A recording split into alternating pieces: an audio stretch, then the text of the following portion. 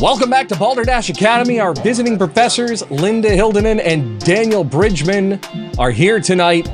We have a history quiz for myself, and then we play fan favorite technically correct. But first, Balderdash Academy. Balderdash Academy. Balderdash Academy. Balderdash Academy. Balderdash Academy.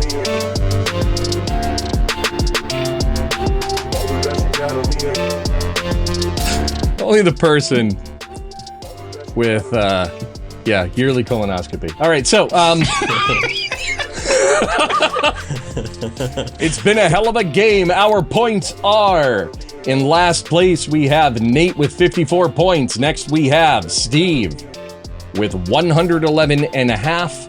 We have Molly with 134, and in the lead, we have Randy with 223 points. Jeez. So Linda and Daniel, before we move back to our final question from the Balderdash randomizer, you guys doing all right? Fine. It's been a show. It's been a little bit wild. So we are back with the Balderdash randomizer. The spin will generate a random question that our professors will have to answer in 30 seconds or less. Our final question is... Question number 13. What music should we be listening to? Ooh.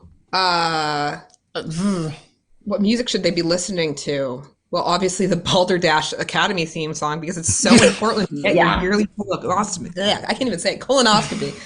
30 seconds for that. I'm like weirdly in. Okay, so has anybody listened to the entire Fun album? You know, that FUN period they wrote Carry On, whatever. I'm really into Fun right now, so I would recommend that. Toxic by Britney Spears. Banger from the past. Banger. Absolute banger. You can never. Musically broken, and that's why it works. There was a brilliant YouTube breakdown on the melody of Toxic. I'll link in the description if I can find it. I have an extra one to toss out for you two, since we're above 30 seconds. What about Scrum Girl? What about Scrum Girl? Hi, that's called a segue. Yeah. Tell us about Scrum Girl. Okay, so do we only have 30 seconds to answer about Scrum Girl? No, you can Girl. answer for real now. Yes. So Scrum Girl is basically like it's us. It's us. And before I met Colby, we were talking a few moments ago about my partner Colby. I just have a lot of creative energy to get out, but I cannot play an instrument to save my life. Which is where I come in. And so I met this asshole, and I'm like, hey, can you strum the guitar while I do things? And I said yes. And then we got married and had children, and really struggled to have time to do it. And luckily, I found somebody who's better at playing instruments than him. And I think l'amour. As 1/5 of your therapist, I would appreciate if you don't refer to him as an asshole. I think we sporadically will just kind of dabble in doing little songs, and I think when we first started out, we were doing all these like genuine songs of like not love songs, but like some of them were. There were songs about us falling in love, like plucky little songs. Like because we were so cute back then. People would meet us and they'd be like, "Oh my God, you're such a cute couple." And we'd be like, "Here's our cute couple song." That did not last. No, like this is not a lie. It's kind of cringe thinking about it now, however many years later. But like our invitation for our wedding thing was like a CD. It's not cringe. It's a CD of music we put together, and it's I don't know. It's not well produced. I'll grant you that. But it's but like we realized, I think after a while, that doing like little short things that had a point and we could like really get done in like a day or two. Yeah. We wrote one. Our most recent one, I think, was St. Patty's Day in Isolation. Oh yeah, we wrote, and I had written it originally for my father because he does Irish songs or whatever. But he happened, so I was like, okay, Dad, put this online. Like this will help your, you can't be singing in bars right now. But he ended up having like laryngitis, and so I was like, I don't want the song to go to waste, and we have 12 hours before St. Patty's Day is up. There's no wait for the toilet when you're throwing up green, I think is a line. Yeah. St. Patty's Day in Isolation from COVID-19. There's no wait for the toilet when you're throwing up green. And there was a thing about like how everyone you couldn't find toilet paper anywhere, so But if you want to deal on beer, there's plenty of Corona.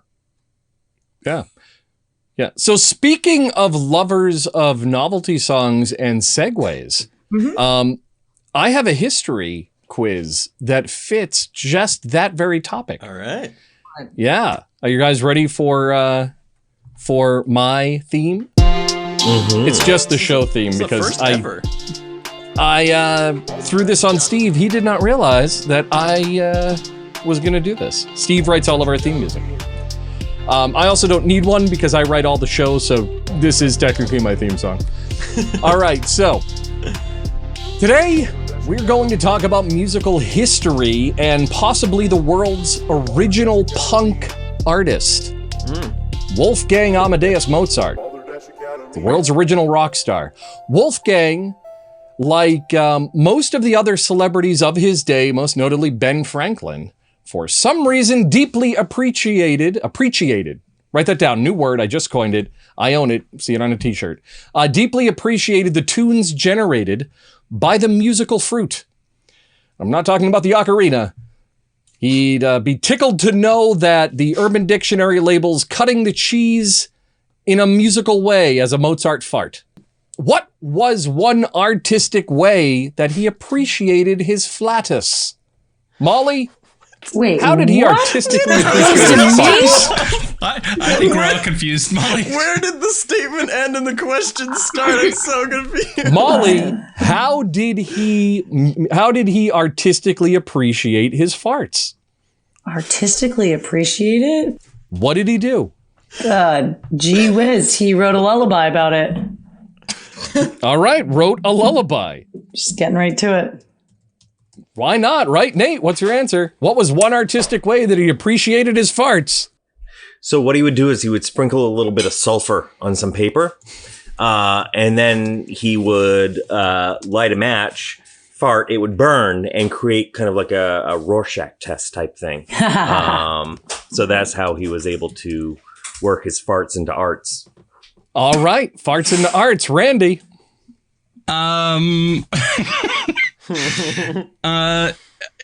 I think when he was playing his music on the piano and something, escaped his body like that, he would just stop playing, have a moment of silence to appreciate what he's done, and then go back to playing again.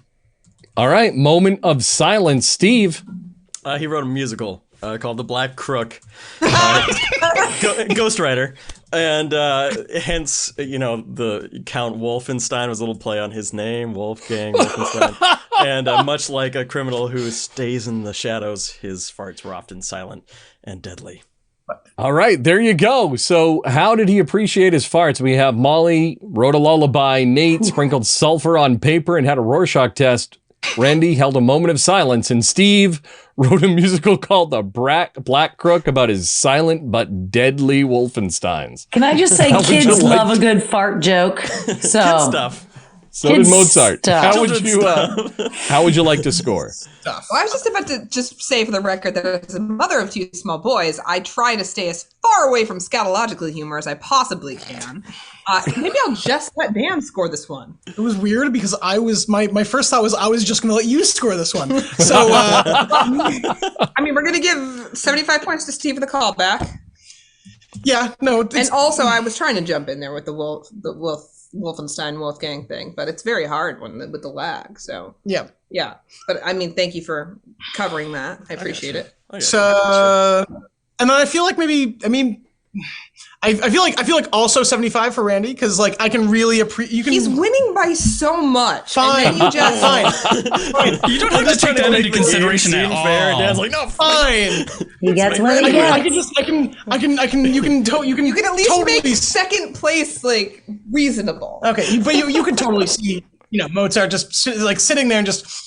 No, okay, but here's the thing. It's not just that he stood there. He'd be playing, and there'd be this whatever, and then he'd be like, "Did you guys hear that one?" And then he'd go back. So fine, 10 points for Randy. Yeah. Then I'll take it. All right. What else? 20 points to Molly for staying on brand. Yeah. 20 points for Kids. Well, and also for Did you say highlighting Did you the fit that in? confusion. Oh, that's too bright. Oh yeah. because nobody understood. I just thought he was making something up. Like he's just sounded like he was doing an answer to a question. Like, yeah, Mozart. Oh, Mozart was famous for appreciating farts. Yeah, like that didn't, you know. Yeah. And then he said he made it into work of fart or whatever. Oh yeah. I mean, let's give 80 points and a shout out to Mabim Bam. Yeah. So no, the McElroys. Yeah. No. Yeah. To Nate. 80 points to Nate. Yeah. 80 points to Nate. All right. I would like to give Bob 100 points for a confusing but very good faculty quiz. So if it helps. Yeah, if it helps, the question goes up at the end, Steve. So when you hear that peak, I got confused by the Massachusetts accent. A little lost what was in one artistic way he appreciated his flatus? Yeah, but where's the question, Bob? Yeah, I was in the weeds, though. I got to be honest. I kind of just right. Well, he used to write poetry about them. Huh? According to the book Strange History from Portable Press, Mozart composed poems about his best farts. In a letter he wrote to his mother, translated to maintain rhythm. Yesterday, though we heard the king of farts, it smelled as sweet as honey tarts. While it wasn't the strongest of voice, it still came on as a powerful noise. That is so deep.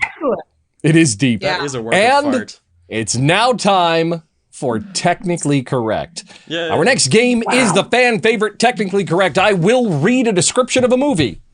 That is technically correct. Our faculty members will all come up with an answer as fast as possible and present it one by one. Our visiting professors will award points to the answers they like best. Movie number 1. A family tries to regain their youth. Steve, a family tries to regain their youth. Oh, family tries to regain their youth. Saw. Saw. Molly. Harry and the Hendersons? Harry and the Hendersons, which is Harry and Bigfoot in Europe, for reasons. Nate. Get Out. Get Out. And Randy. Honey, I Shrunk the Kids. Honey, I Shrunk the Kids. All right, so we have a family tries to regain their youth. Steve with Saw, Molly with Harry and the Hendersons, Nate with Get Out, and Randy with Honey, I Shrunk the Kids. How would you like to score? Let's give it all to Nate. Ooh.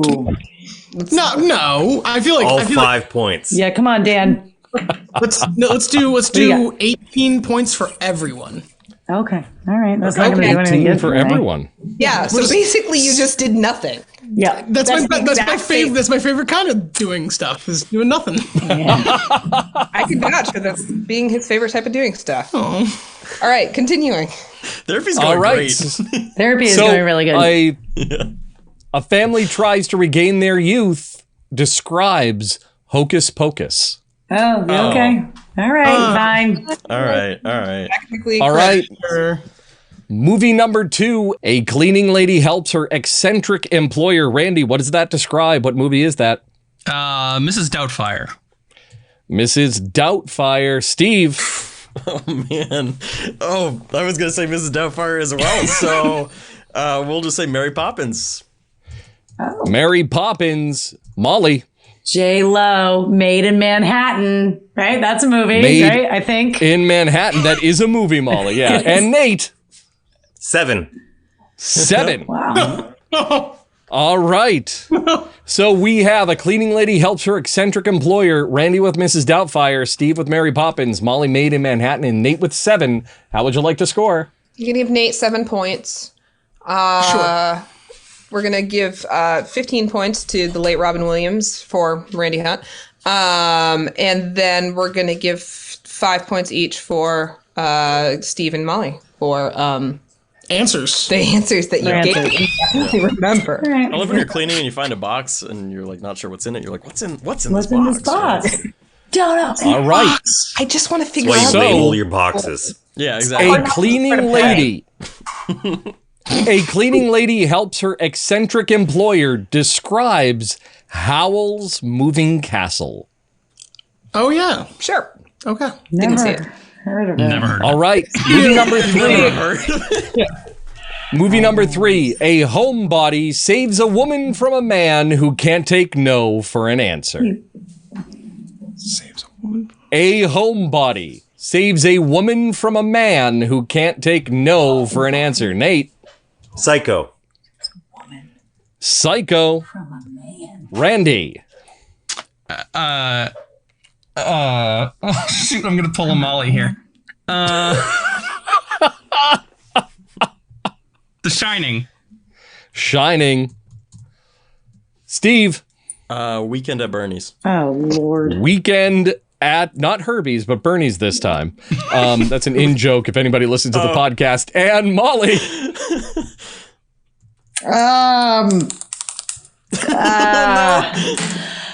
The one Shawshank with, Redemption. Yes, that is a movie. All right. So, homebody saves a woman from a man who can't take no for an answer. We have Nate with Psycho, Randy with Shining, Steve with Weekend at Bernie's, and Molly with a Shawshank Redemption. Stealing Nate's How would you answer. like to score?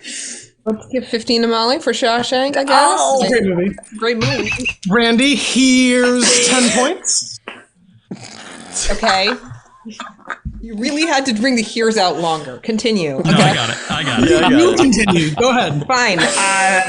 5 points for Nate because he said that movie that made sense in context of the joke. I don't know. I can remember two It's answers Psycho. at a time. Psycho. I can remember 2. Psycho, fine. And then 1 for him because he also said an answer. I cannot. All right. 1 for Randy. I see him leaving his that would be Steve. I guess I'm him now. for My Steve? name is here at the bottom. All right. If you Yeah, look Yeah, I closely. have to hover. Okay, if my finger is not hovering over you, then I don't have it. Like, And we're you're- Facebook friends now, so I feel like we're really close. You should know my name. Okay. Fine. So a homebody saves a woman from a man who can't take no for an answer. Describes The Hunchback of Notre Dame. Oh, shit. Man, I was This there in my Fun head. fact all-time came out favorite. when I was a Disney employee. And All it right. takes place in Rome. Cast It member. does. Sure. Yeah, right? Because, Rome's very famous for Notre Dame. Yeah, home of the And spaghetti on uncooked the wall. pasta. Yeah. All right. Movie number 4. A man discovers that sometimes it's best to pack an extra change of shoes for Christmas vacation. Oh, we know this one. Everybody knows this one. We do? Yeah. And a man you'd be surprised. A Really? man Even discovers for that sometimes Christmas. it's best to pack an extra change of shoes Christmas. for a Christmas vacation. Christmas Molly. movie. God darn it, Bob. Christmas movie. I know my faculty. What's a Christmas movie? I mean, there's You seriously don't know. Home Alone. Home Alone. that's- All right, Sorry, Nate. guys. That's a good answer, actually. I'm gonna say the 2001: Space Odyssey. 2001 Space Odyssey. 2001 Dalmatians. Space Odyssey. All right, Randy. I'm gonna go with the best Christmas movie, Die Hard. Die Hard and Steve. I'm almost positive there was a Hallmark film based on this song, The Christmas Shoes. Right. Christmas shoes. All right, so we have Ugh. a man discovers that sometimes it's best to pack an extra change of shoes for Christmas vacation. We have Molly with Home Alone, Nate with 2001: A Space Odyssey, Randy with Die Hard, Steve with the Christmas shoes. How would you like to score? Randy gets 1,000 points because obviously. Molly gets 500 points because it's children's Die Hard. Like, that's what Home Alone is. That's true. Children's Die Hard. Totally. How many hundreds of points do we give Nate and Steve? Steve gets 250 because The Christmas Shoes is a Rob Lowe classic based on the worst song ever written. Yes. Agreed. Agreed. Who wrote that song? Agreed. No one cares. We appreciate that. Yeah. Nobody wrote that. A computer, Nobody wrote it, just like- a soulless computer is like, what is existed. something I that think you're right. middle-aged women will buy. There was no writer for that song. There's no art for that song. And then we're going to And give Nate. Isn't it? Nate, what the hell did you say? He said 2001: A Space Odyssey. Do we give him 2001 points? I think No. you have to. You No, we can give him It'd be funny. 20.01 points. 201/10 of a point. Yes, 201/10 of a point.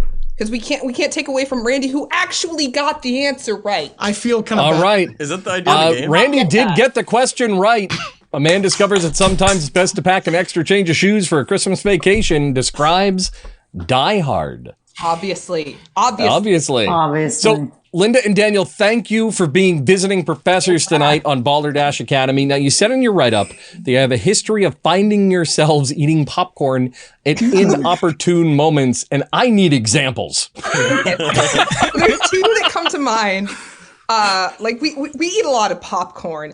Yep. So one time we had our two best friends over, and they were we were all on the couch, and one of them's on one side of us and one of them's on the other side, and we're just having a nice night, and Dan and I are eating popcorn, and suddenly they start having this conversation that slowly turns to an argument, and it gets more and more bitter until they're screaming at each other. Not screaming, but heated. No, one of them's crying, and one of them's like, "You always do this," and we look at each other, and we're just going like this.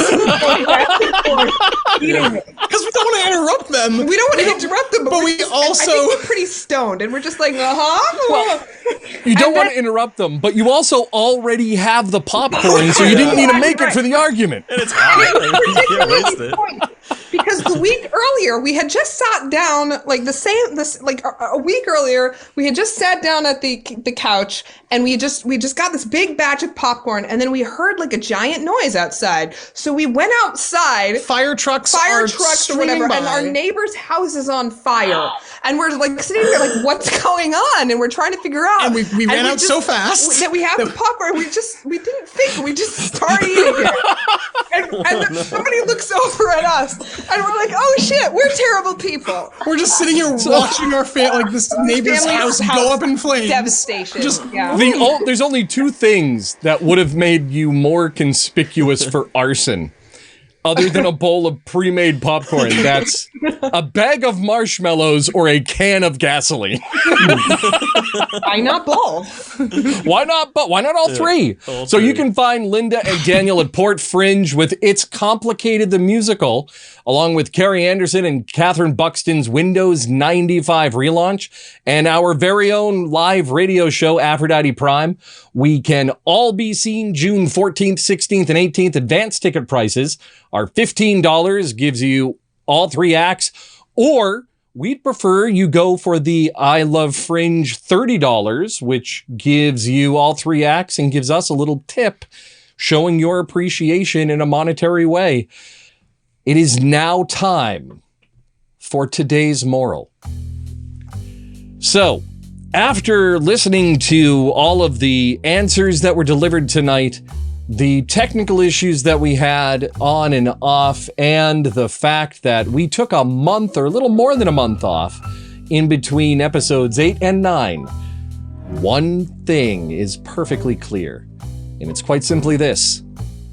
Balderdash Academy can be a type of therapy if you bring out a can of White Claw. And when in doubt, live theater always helps. Come and see us at PortFringe. So, our winner for today's show, it might be an upset, in last place, but nowhere near the real last place, because I'm going to give our last place person 25,000 points. They just don't count for the win. Robin Williams with 15 points. Next, yes, we have myself with 123 points. We have Nate with 364.01 points. Then we have Steve with 460.5. Now, is it going to be Randy or is it going to be Molly? Well, Molly has 692, which means in the lead, we have Randy with 1,261 points, dethroning Carla Rose Dubois. Oh. Congratulations, Randy. Nice job. So thank you for visiting us at Balderdash Academy. I've been your headmaster, Bob LeBlanc. Joining me has been our faculty, Professor of English Language Arts, Molly McGill. I don't like math, but I can do that math really quick. Professor of STEAM, Nate Green. I do know the difference between Paris and Rome. Yeah. One's next to Norway and the other is somewhere near China. All right, Coach Steve Corning. Shoot puns, not guns. Oh, also, we'll get them next time. And our professor of the performing arts and reigning champion tonight, Professor Randy Hunt. Oh, I just farted. Can we have a moment of silence? Dun dun dun dun. Lastly, Can you take points please show your appreciation to our visiting professors. Go to linco, linco.media, and give a listen to the podcast. It is absolutely beautiful. Schedule it out though, because if you do what I did, you're going to miss half the day just binging it. Also, you want to check us out at PortFringe. You can find all information at portfringe.com. Just look for It's Complicated, the musical. Linda, Daniel, thank you for coming on. Thank you so much for having us. It was a pleasure. Thanks, Stay guys. safe, and we'll see you next time. Remember to like and subscribe to the video. Also remember that we have options available if you would like to support the show directly. You can show your school pride with merch from our store. We're also booking live shows, improv comedy, team building throughout New England. We're just doing, we just did a show at Project Graduation. We're also featuring our brand new live radio show On the Air, a portion of which is being premiered at PortFringe this June in the next coming days. So links to everything, including tickets to PortFringe, are in the description. Thank you for watching and have a good night. We'll see you later on this week at PortFringe. Go Dashers!